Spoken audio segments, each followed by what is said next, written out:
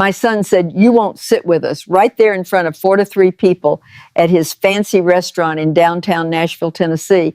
And honey, I pulled up that chair anyway and planted myself right at their table like I owned the place.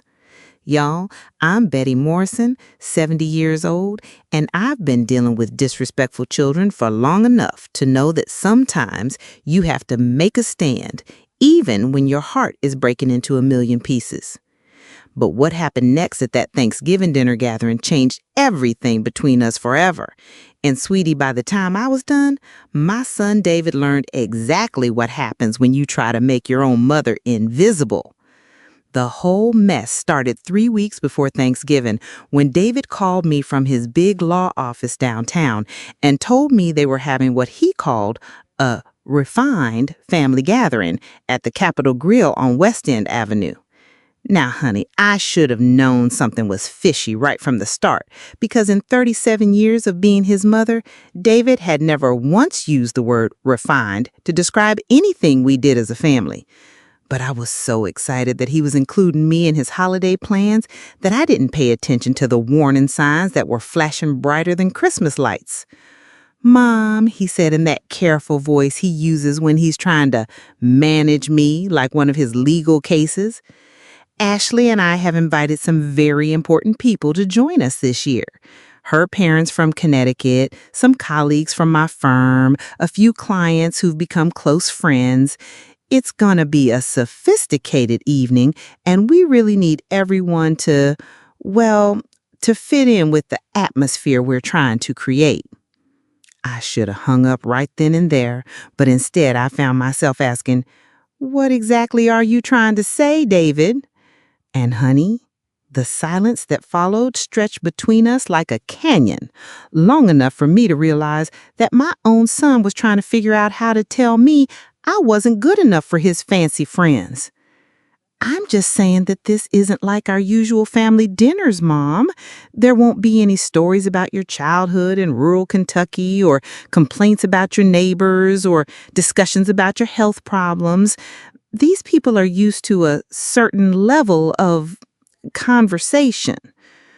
Y'all, I felt all the air leave my lungs at once when I heard those words. This was my son, the boy I had raised by myself after his father walked out when David was 12 years old. The child I had worked 2 jobs to put through college, cashing in my retirement savings so he could have everything he needed. The young man I had supported through law school by cashing in my retirement savings because I believed in his dreams. And now he was telling me that my conversation wasn't sophisticated enough for his new life? But I swallowed my hurt and said what any loving mother would say. "Of course, sweetheart, I understand completely. I'll be on my best behavior." What I didn't tell him was that I had already started planning what I was going to wear, already started thinking about how proud I was going to be introducing myself as David Morrison's mother to all his important friends. The next 3 weeks, I threw myself into preparation like I was getting ready for the most important evening of my life. I went to Dillard's and bought a beautiful navy blue dress that cost more than I usually spend on clothes in 6 months. I made an appointment at that fancy salon in Green Hills where Ashley gets her hair done, and I even practiced what I would say when people asked me about myself. I was determined to be the kind of mother David could be proud of, the kind of woman who belonged in his sophisticated world. But honey, I should have known that no amount of preparation was going to be enough when your own child has already decided you're an embarrassment. The night of the dinner, I arrived at the Capitol Grill 15 minutes early because punctuality was one thing my Kentucky upbringing had taught me well. I stood outside that restaurant in my new dress and my perfectly styled hair, taking deep breaths and reminding myself that I belonged there just as much as anyone else. I was David Morrison's mother, and that meant something, even if he seemed to have forgotten it. When I walked into that restaurant, the hostess greeted me warmly and led me to a private dining room in the back where David had reserved a long table for his gathering. I could see him across the room, looking handsome in his expensive suit, chatting with a distinguished older couple who I assumed were Ashley's parents. For just a moment, I felt that familiar surge of maternal pride at seeing my son so confident and successful in his element. But then Ashley spotted me, and the look that crossed her face made my stomach drop like a stone. She whispered something to David, who turned around and saw me standing there. Instead of the warm smile I was hoping for, his expression went through a series of emotions: surprise, annoyance, and something that looked uncomfortably like panic. He excused himself from his conversation and walked over to me, but instead of a hug or a kiss on the cheek, he put his hand on my elbow and guided me toward a corner of the room. "Mom," he said in a low voice, "I need to talk to you for a minute." Already I could feel something was wrong, but I tried to keep my voice light and cheerful. "The restaurant is beautiful, David, and you look so handsome. I can't wait to meet everyone." That's when he said the words that I will remember for the rest of my life. "Mom, there's been a change of plans. We've had to adjust the seating arrangement, and there isn't actually going to be room for you at the main table tonight." I stared at him for a long moment, trying to process what he had just said. "What do you mean there isn't room? You invited me 3 weeks ago." David's face was getting red, and he kept glancing over at his guests like he was worried they might overhear us. "I know, but when we finalized the guest list, we realized we had miscounted. The table only seats 12, and with Ashley's parents and my colleagues and the clients we invited—" "How many people are there, David?" I interrupted. 13. And honey, I could barely whisper those words when I realized what he was telling me. My own son had invited 13 people to a table that seated 12, and I was the one who was going to be left out. Before I tell you what happened next, and sweetie, this part is going to absolutely shock you. If you're loving this story already, smash that subscribe button and hit that bell. You know I get so excited when I see y'all in the comments. Speaking of which, what state are you calling home right now? Drop it down below. And honey, tell me, have you ever had family treat you like you didn't matter? Because your stories help me know I'm not alone in this crazy world. Now, let me tell you what I discovered next, because what they did was about to backfire in the most beautiful way. "So where exactly am I supposed to sit?" I asked, and y'all, my voice was starting to crack like old paint because the reality of the situation was finally sinking in. David gestured vaguely toward the main dining room, and I thought maybe you could get a table out there and we could check on you throughout the evening. Make sure you're comfortable. Check on me throughout the evening. Like I was some elderly relative they had stuck in a nursing home and felt obliged to visit occasionally. I looked at my son, this man I had sacrificed everything for, and I realized that somewhere along the way, he had stopped seeing me as his mother and started seeing me as a burden.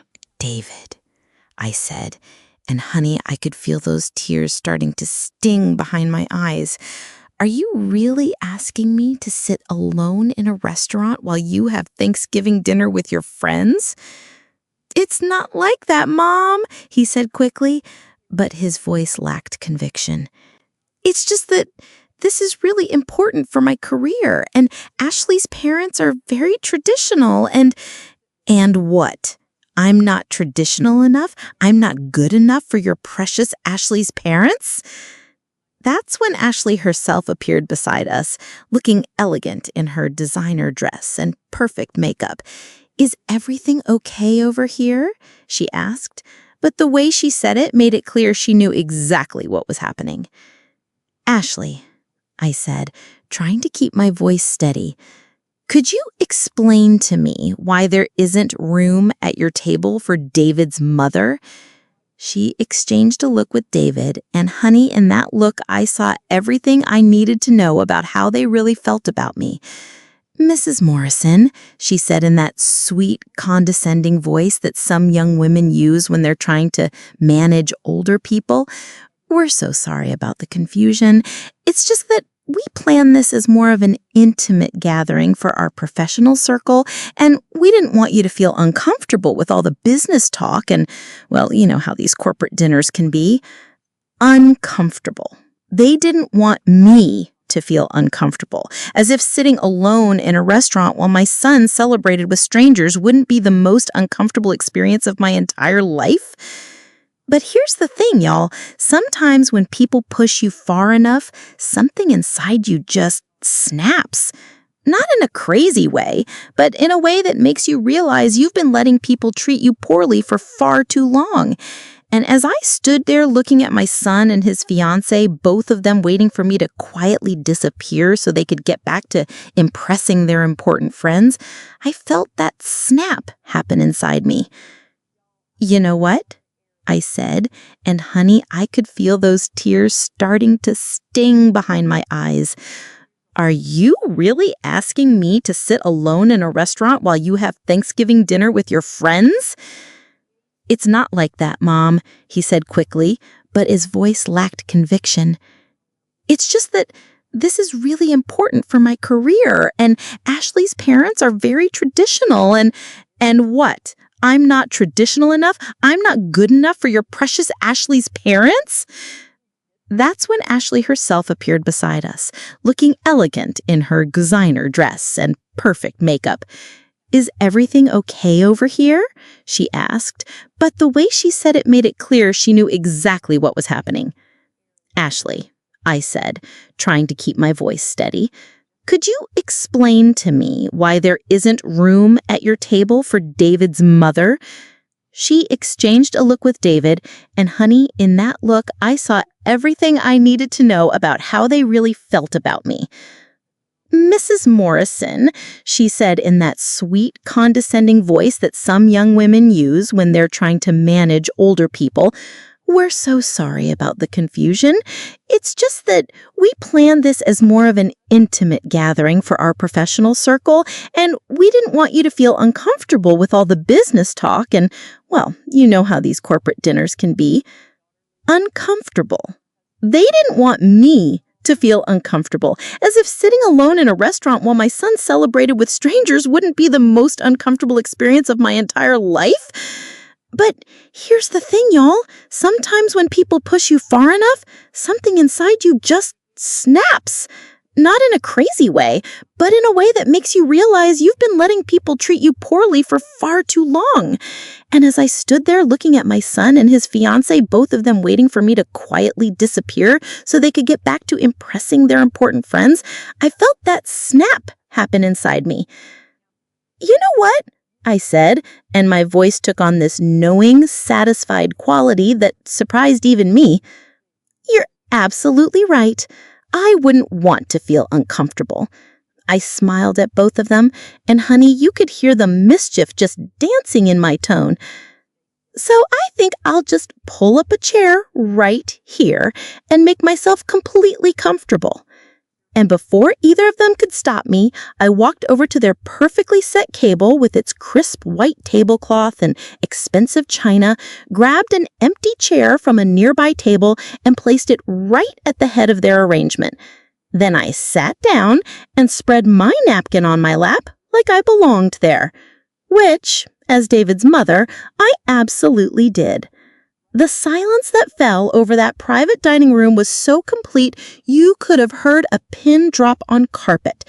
All 12 of David's guests, Ashley's perfectly dressed parents from Connecticut, the senior partners from his law firm, the important clients he was trying to impress, every single one of them was staring at me with expressions ranging from confusion to barely concealed amusement. "Mom," he hissed under his breath, "what are you doing?" I looked up at him with the sweetest smile I could manage. "Why, I'm joining you for dinner, sweetheart. Isn't that what you invited me to do 3 weeks ago?" Ashley was standing frozen beside the table, her face cycling through emotions like a slot machine. "Mrs. Morrison, perhaps we could discuss this privately?" "Oh, honey," I said, my voice loud enough for everyone in the room to hear clearly. There's nothing private about family. These are all David's friends, aren't they? I'm sure they'd love to hear about how he grew up. And y'all, that's when I launched into the most detailed, heartwarming, and thoroughly embarrassing collection of childhood stories that any grown man has ever had to endure in front of his professional colleagues. I told them about the time 8-year-old David decided to give the neighbor's cat a bubble bath and flooded our entire bathroom.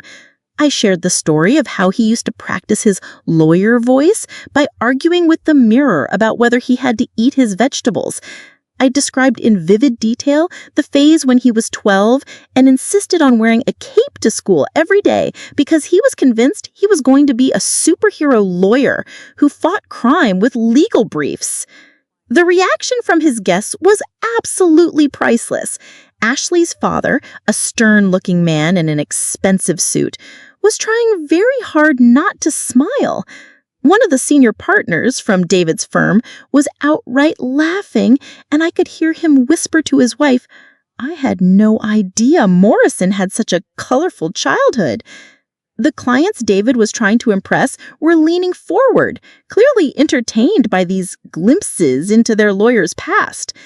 But the best part, and honey, this is where it gets really good, was watching David's face as he realized that his sophisticated colleagues weren't horrified by my mother's presence. They were charmed. They were asking questions. They were treating me like a real person with interesting stories instead of an embarrassment to be hidden away. "Mrs. Morrison," said one of Ashley's mother, a woman whose voice dripped with old Connecticut money, "David never told us you had such an spirited upbringing. It sounds like you raised him to be quite independent." "Oh my goodness, yes," I replied, warming to my audience like a flower to sunshine. Independence was about all I could afford to give him after his father left us when David was 12. But you know what? Sometimes the best gifts are the ones that don't cost anything. I saw Ashley shift uncomfortably, and David looked like he wanted to crawl under the table. But I was just getting started, because suddenly I realized that these people, these supposedly sophisticated, intimidating people, were just regular folks who enjoyed a good story and appreciated genuine warmth over artificial politeness. As the evening progressed and the wine started flowing, something magical happened. The conversation became more relaxed, more real. Ashley's father started sharing stories about his own mother, a tough Irish woman who had immigrated to America with nothing but determination and a fierce love for her children. One of the senior partners talked about growing up poor in rural Alabama and how his mother had worked multiple jobs to put him through school. Even Ashley's perfectly composed mother admitted that her own mother-in-law was quite a character who never hesitated to speak her mind. And through it all, David sat there watching his carefully planned, sophisticated evening transform into something much more valuable. A real human connection between people who recognized and respected each other's struggles and triumphs. But honey, the night was far from over, and I was about to discover something that would change everything I thought I knew about my son's relationship with Ashley and her family. During the main course, a beautiful herb-crusted lamb that probably cost more than I usually spent on groceries in a month, Ashley's mother leaned over to me and said, "Betty, I have to ask you something that's been on my mind all evening." "Of course, dear. What is it?" She glanced around the table to make sure David was engaged in conversation with one of his colleagues, then lowered her voice conspiratorially. "When Ashley first told us about David's family situation, she gave us the impression that that you might be dealing with some health issues that made social situations difficult for you." I nearly choked on my wine. "Health issues? What kind of health issues?" She mentioned something about... Y'all, I felt my blood pressure spike so fast, I thought my head might explode. Memory problems, social difficulties. Mrs. Patterson, I volunteer at 3 different organizations. I balance my own checkbook. I drive myself all over Nashville, and I haven't had a social problem in my life except for the ones other people try to create for me. The expression on her face told me everything I needed to know. Ashley had been systematically lying to her parents about me, painting a picture of a confused, difficult old woman who would be an embarrassment to their family. And apparently, she had been doing the same thing with David, convincing him that including me in their social circle would be problematic. I excused myself from the table and made my way to the ladies' room, where I needed a few minutes to process what I had just learned. As I was washing my hands and trying to calm down, the door opened and Ashley walked in. She looked nervous and defensive, like she knew her lies were about to catch up with her. "Mrs. Morrison," she began, "I hope you're enjoying yourself this evening." I turned to face her, and honey, my voice was dripping with all that irony when I responded. "Oh, I'm having a wonderful time, Ashley. Your mother is delightful. She was just telling me about all the health concerns you shared with her about me." Ashley's face went white. I don't know what you mean." "Memory problems, dear. Social difficulties. Ring any bells?"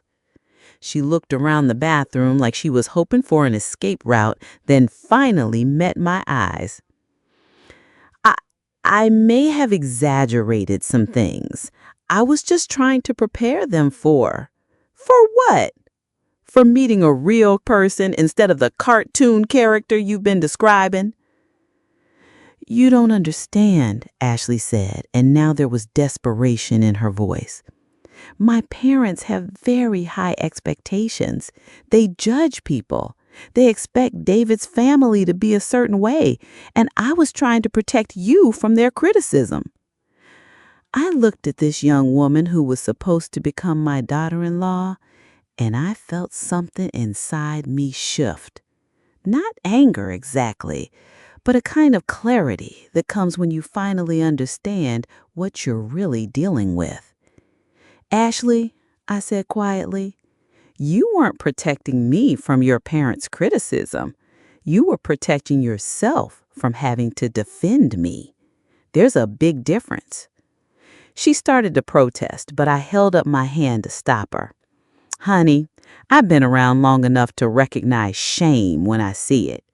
You're ashamed of David's background, ashamed that he comes from working class people, ashamed that his mother doesn't fit into your country club world. And you know what the saddest part is? You've convinced my son to be ashamed of me too." Ashley's face filled with tears, but I wasn't done yet. "But here's what you both fail to understand. Your parents aren't the snobs you think they are. They've been sitting out there all evening, enjoying my company, asking about my life, treating me with respect and kindness. The only people who seem to have a problem with David's mother are David and his fiancée."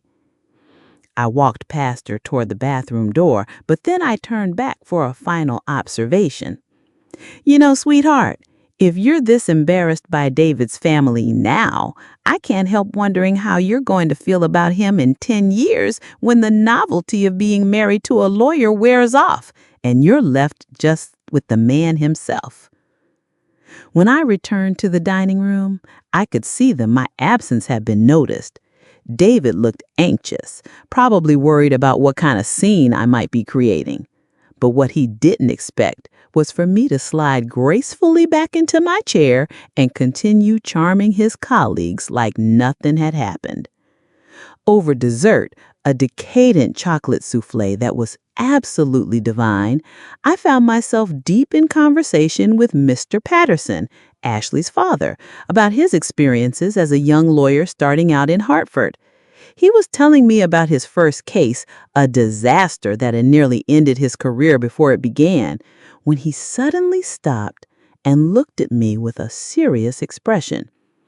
"Betty," he said, "I want to thank you for something." "What's that, dear?" "For raising such a determined young man. David reminds me a lot of myself at his age. Hungry, driven, maybe a little too eager to prove himself. But underneath all that ambition, you can see the solid foundation you gave him. Good values, respect for hard work, loyalty to the people who matter." I felt my throat tighten with emotion because it had been so long since anyone had acknowledged the job I had done raising David. "Thank you, Mr. Patterson. That means to me more than you know. He just hope he remembers those values as he gets more successful." And he continued, and there was something in his tone that made me think he had noticed more about this evening's dynamics than I had realized. As the dinner was winding down and people were starting to say goodbyes, something unexpected happened. Several of David's colleagues made a point of coming over and shaking my hand and telling me how much they had enjoyed meeting me. The senior partner, who had been chuckling at my stories earlier, even said, "David, you never told us your mother was such a storyteller. You should bring her to the office Christmas party." Ashley's mother hugged me warmly and said, "I hope we'll see much more of you, Betty. You're exactly the kind of woman I'd want in our family." And through all of this, David stood there watching his professional and personal worlds collide in ways he had never expected. I could see him processing the fact that his colleagues weren't appalled by his mother's presence. They were impressed by her. His future in-laws weren't horrified by his background. They respected the woman who had shaped him. But the biggest revelation was yet to come. As the group was breaking up and people were heading toward the parking lot, Mr. Patterson pulled David aside for what appeared to be a private conversation. I was saying goodbye to some of the other guests when I noticed that their discussion was becoming quite animated, with Mr. Patterson doing most of the talking and David looking increasingly uncomfortable. Finally, Mr. Patterson walked over to where I was standing with his wife. "Betty," he said, with his voice carrying the authority of a man used to being heard, "I want to apologize to you on behalf of my family." I looked at him in confusion. "Apologize for what? You've been nothing but kind to me all evening." "For the way this dinner was arranged. For the fact that you were almost excluded from your own son's Thanksgiving celebration. For the lies that were told about your health and social capabilities." His voice was getting louder, and I could see other people starting to listen. "Furthermore, I want you to know that any young man who would try to exclude his mother from a family gathering for the sake of appearances is not the kind of man I want marrying my daughter." The silence that fell over our group was deafening. Ashley looked like she was about to faint, and David's face had gone completely pale. But Mr. Patterson wasn't finished. "Betty, would you do me the honor of joining our family for Christmas dinner at our home in Hartford? I think Ashley and David need to see what real family values look like." Before I could even respond, Mrs. Patterson chimed in. "Oh, yes, please say you'll come. I've been thinking all evening about how much my mother would have liked you. She used to say that you can tell everything you need to know about a person by how they treat their parents."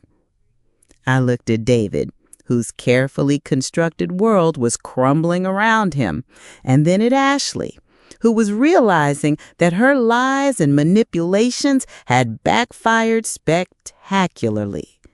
And honey, I felt a little smile creep into my voice when I said, "I would be delighted to join you for Christmas." The drive home that night was one of the longest of my life. Not because of the distance, but because of everything that had happened. David had insisted on following me home to make sure I got there safely. But I knew he really wanted to have a conversation about the evening's events. When we pulled into my driveway, he got out of his car and walked over to mine before I could even turn off the engine. "Mom," he said through my car window, "we need to talk." I rolled down the window, but didn't get out of the car yet. What exactly do you want to talk about, David? About tonight, about everything that happened, about... He paused and ran his hand through his hair, about how badly I messed up. Finally, I got out of the car and looked at my son, this successful, accomplished man who had somehow forgotten the most important lessons I had tried to teach him. David, I said gently, what exactly do you think you messed up? Everything, he said, and honey, his voice broke right in half. I tried to exclude you from my life because I was afraid you wouldn't fit in, and instead I showed everyone exactly what kind of person I've become. Ashley's father basically told me I'm not good enough for his daughter because of how I treated you.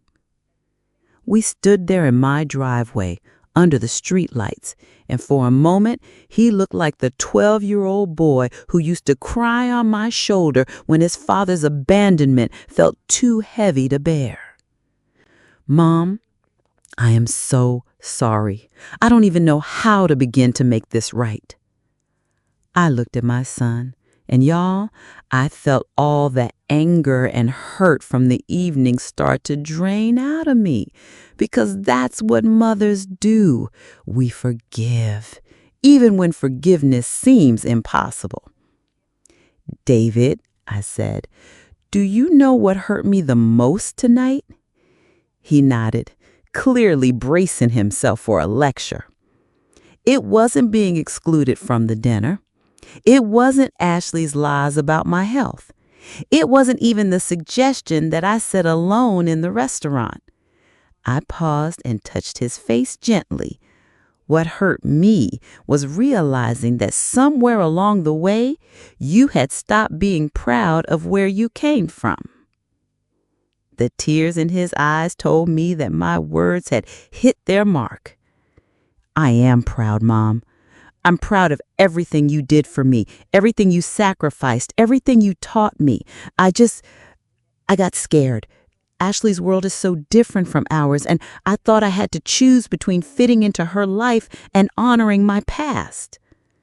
Sweetheart, I said, the right person for you won't make you choose between your future and your family. They'll understand that your past is part of what makes you who you are. David nodded, and I could see him processing not just my words, but everything that had happened during the dinner. Ashley and I need to have a serious conversation, he said finally. Yes, you do. But David, that conversation needs to be about more than just how she treated me. It needs to be about whether you two share the same values, the same vision of what family means. We hugged there in my driveway, and for the first time in months, it felt like I had my son back. Not the successful lawyer who was trying to impress everyone, but the young man I had raised to value integrity above appearances. But honey, the story wasn't over yet. Because over the next few weeks, I learned just how far Ashley had been willing to go to reshape David's life according to her specifications. 3 days after the Thanksgiving dinner, David called me with news that wasn't entirely surprising. He and Ashley had broken up. What was surprising was the reason. Mom, he said, after our conversation the other night, I started thinking about some other things that had happened over the past few months, things I had dismissed or made excuses for. What kind of things? Like the time Ashley suggested I shouldn't mention that you worked in a textile mill because it sounded too blue collar. Or when she edited my online dating profile to remove any references to my small town background. Or when she told her friends that my father was in business instead of admitting that he had abandoned us. Y'all, I felt my heart breaking from my son as he described how systematically his fiancée had tried to erase the very experiences that had shaped him into the man he had become. But the final straw, he continued, was when I found out she had been telling people at her country club that you were in assisted living because of dementia. She had created this whole elaborate fiction about my family situation to make herself more comfortable in social settings. "Oh, David," I whispered, because I could hear the pain in his voice. "The worst part is that I enabled it. I let her convince me that our background was something to be ashamed of instead of something to be proud of. I let her turn you into a problem to be managed instead of honoring you as the woman who made all my success possible." We talked for over an hour that day, and by the end of the conversation, I could hear something in David's voice that had been missing for months. Peace. He was finally free from the exhausting work of pretending to be someone he wasn't. 2 weeks later, David showed up in my door with a surprise, a beautifully wrapped package and a nervous smile. "What's this?" I asked as I let him in. "It's a Christmas present, but also an apology and maybe a new beginning."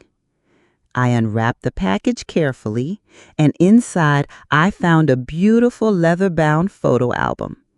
On the cover, in elegant gold lettering, were the words, "The Morrison Family Legacy." As I opened the album, I saw that David had filled it with photos spanning our entire history together. Pictures of him as a baby, school photos, little league games, graduation ceremonies, his first day at law school. But he had also included photos I hadn't seen in years. Pictures of my parents, his grandparents, the little house in Kentucky where I had grown up, the textile mill where I had worked for so many years. "David," I said, my voice catching with pure excitement. "This is beautiful, but why?" He interrupted gently. "Because I want to remember where I came from. I want to celebrate it, and I want to make sure that anyone who becomes part of my life understands that loving me means loving my family and my history." On the last page of the album, he had included a handwritten letter. Through my tears, I read his words.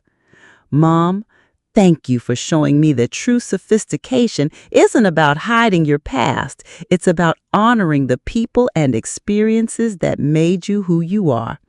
I am proud to be Betty Morrison's son, and I always will be." Y'all, I couldn't stop laughing through my tears when I finished reading that letter. After months of feeling like an embarrassment to my own child, I finally felt like the mother I had always tried to be, someone worthy of pride, not shame.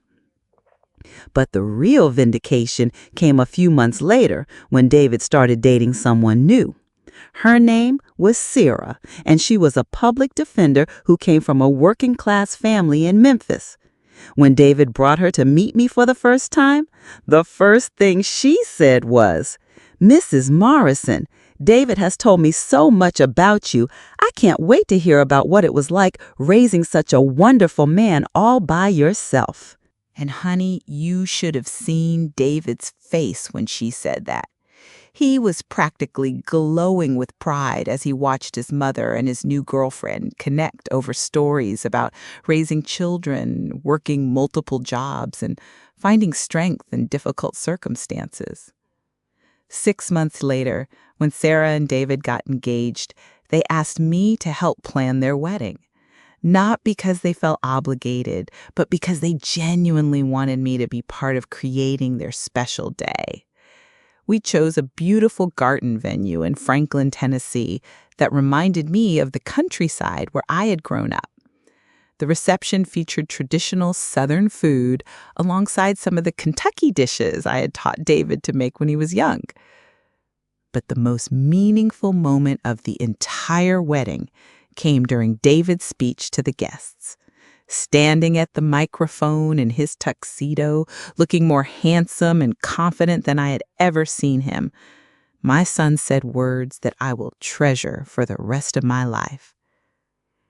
"I want to thank my mother, Betty Morrison, who taught me that real class isn't about money or status or impressing other people.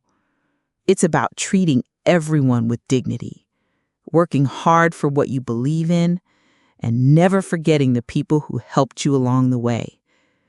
Mom, everything good about me started with you, and I'm proud to carry your values into my marriage with Sarah.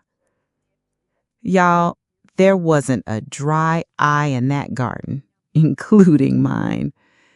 After everything we had been through, the hurt, the misunderstandings, the broken engagement, the painful conversations, we had found our way back to each other. More than that, we had found our way to a relationship that was stronger and more honest than it had ever been before. As I watched David and Sarah dance their first dance as husband and wife, I thought back to that night at the Capitol Grill when my son had told me there wasn't room for me at his table. I remembered the hurt I had felt, the determination that had made me pull up that chair anyway, and the courage it had taken to demand the respect I deserved. Sometimes, honey, you have to fight for your place in your own family. Sometimes you have to pull up your own chair and insist on being seen, being heard, being valued. And sometimes, if you're very lucky, that fight leads to something more beautiful than you could ever have imagined. Today, David and I have dinner together every Sunday. We alternate between his house and mine, and we spend those meals talking about everything: his work, my volunteer activities, our memories, our hopes for the future. Sarah has become like a daughter to me, and when they have children, I know I'll be the kind of grandmother who gets invited to every school play and birthday party. But most importantly, David has never again made me feel like I need to hide who I am or where I come from.